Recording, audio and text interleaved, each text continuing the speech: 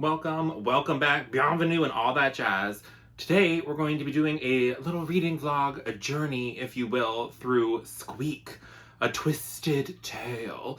And from what I understand, this is a short story, I guess, in the Omegaverse, which is not safe for work. If you want to Google what that is, more power to you. There will be diagrams of how the bits work, because it's confusing. I have never read anything in the Omegaverse before, I've just heard of it. So this will be my first little foray. It will be a dip of the pinky into the wild waters of the Omegaverse. So we'll read the whole story together, and then I'll give little mini updates, and then I'll join you on the other side to talk about my overall thoughts and feelings and what kind of maybe perhaps help I shall need when this book is done. So yeah, I'm coming to you naive, unaware of what I'm about to get myself into. This was proposed by my friend Jack over at Jack in the Book Stack. We are all reading this together and may perhaps be doing some kind of live show to discuss. So if that happens, I will post about it on my socials and the community tab, so you are free to join us there, but also join me for this wild ride. Anyways, talk to you soon. Okay, so as I'm getting started, I noticed that there's this note from the author that kind of tells you a little bit more about what it is. So a dedicated art student at her local community college, Poppy practically lives inside her sketchbook. Drawn to the distracted crowds of the local zoo, her planned day of anonymous figure sketching is interrupted by the charming Sebastian and his brooding, borderline rude friend Keen. Little does she know the two have a twisted secret that defies imagination, and the pressure on both of them is increasing by the day. As an intricate plan takes shape to secure their freedom, the twists and turns they face, and a pair of very intriguing knots might just unwittingly tie Poppy to both of them forever. Squeak is a balloon animal shifter Omegaverse novella with artistic takes on OV? I think that's Omegaverse. Okay, yeah. Designations and Omegaverse specific concepts like knotting, heats, ruts, nests, mate bites, bondings, and more. These are words that I understand in general usage, but why they are like Omegaverse specific concepts, I'm afraid.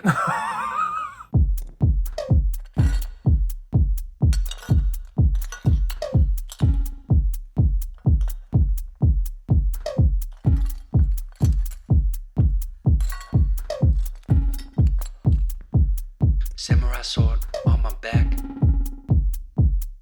You don't know how to act. Maybe you should relax. Maybe you should relapse. Just kidding.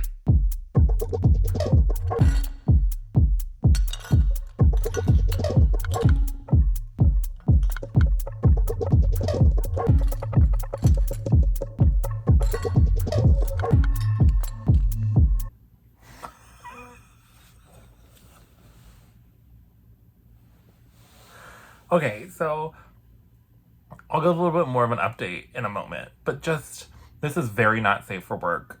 This is not safe for children. You have been warned, but my tongue swept up the tempting bud of his balloon tie knot, the playful little wrinkled ring that was quickly melting into his latex-wrapped cock. What the fuck am I reading? Anyways. Okay, so, I definitely did not totally know what I was getting myself into. I've gotten through chapter 2, and apparently we are following, oh my god, I already forgot their names, Keen and Sebastian, just because I like to say it like that, because they are balloon animal shifters. So they can look like men, and then they can shapeshift into literal balloon animals, and their bits are the tie of the balloon, and when they get aroused, it turns into a latex-covered male member. And I don't totally understand.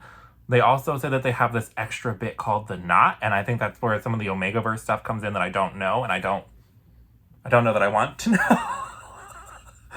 But when they hit the happy moment, their little balloon tie comes open and their stuff tastes like funnel cake icing, and then like it deflates like a hissing balloon. It literally talked about like the air blowing into his face after he was done performing fellatio. So like, okay. But it seems like they were created by this sorceress. They escaped from her because she was awful and was like kind of sexually abusive, used them as like sex toys. And so they escaped together, fell in love, and now they need help redoing their glyphs or wards or whatever that help keep them in being or something. And so they found this girl at the zoo who's an artist to help them.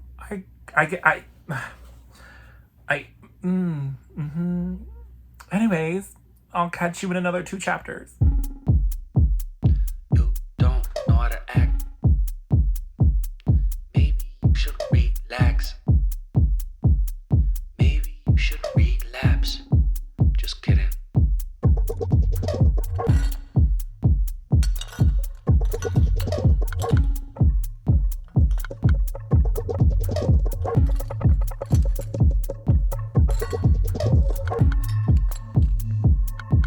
Stop.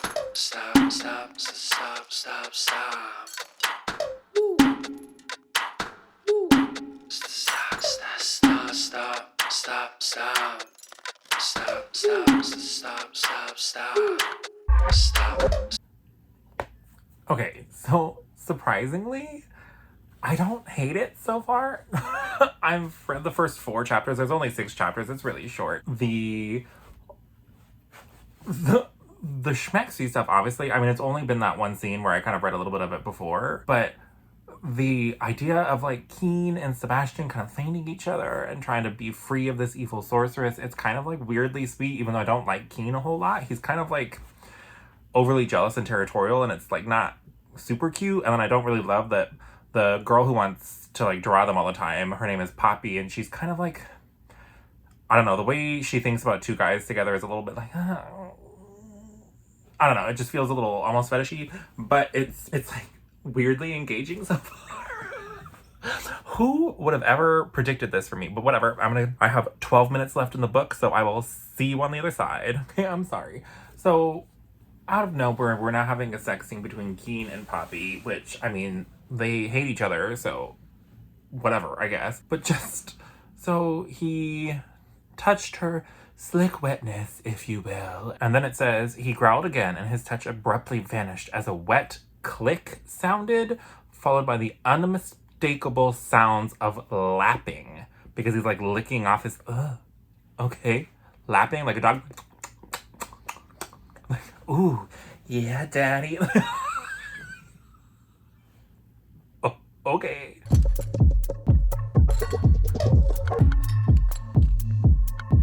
Stop. Stop.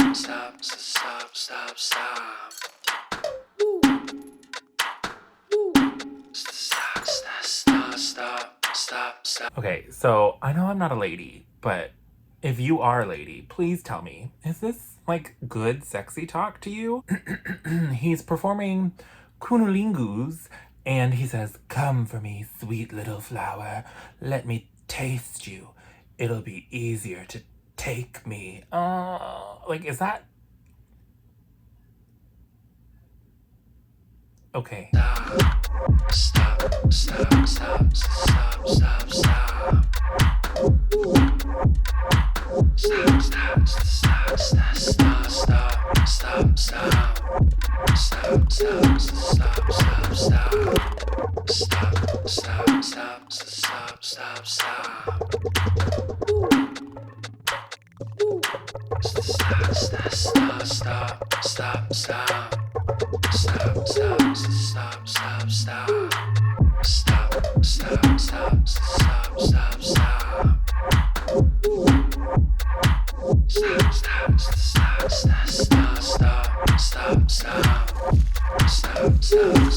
Okay, so I definitely spoke too soon, because by the end of it, did not like it. Did not hate it as much as I hated my previous weird vlog project with the haunted Vahuha. Okay.